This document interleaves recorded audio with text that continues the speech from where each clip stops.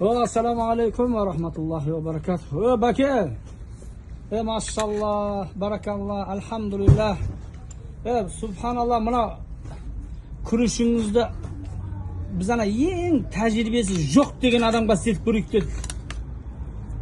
So'ning tajribasi yo'q odamning qo'lidan chiqqan mana plov, alhamdulillah, mana Жаңалық ауылында, Алматы, село Жаңалық. Mana жерде бауырларым отыр, mana, maşallah, barakallah. Assalamualaikum. Mana palov qalay ketdi? Dәмін айтшы, дәмін. Бүйтіп аузына саласында өзі секіріп кете береді ғой.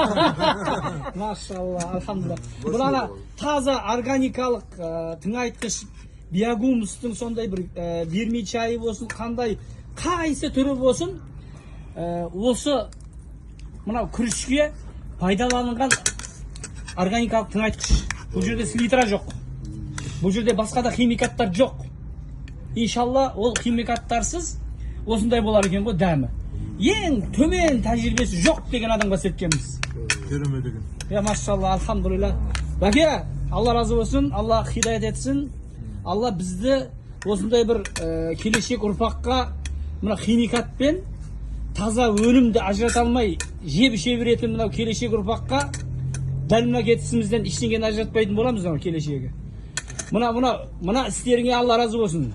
Әрекеттеріңе Алла берекет берсін.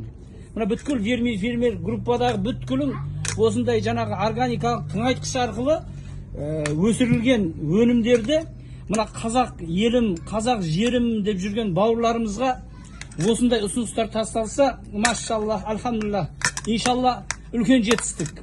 Бұна шариғат бұны үндейді. Өйткені келешек ұрпақ тек қана харам халалдан ғана емес, мынау пайдасыз жеп ішуден де тыйылу керек. Жалпы келешекке жақсы үндеу мынау. Мына күріш органикалық тыңайтқыш арқылы өнілген күріш екендігі дәлелдеп тұр қазір. Алхамдулилlah. Машаллах, баракаллах.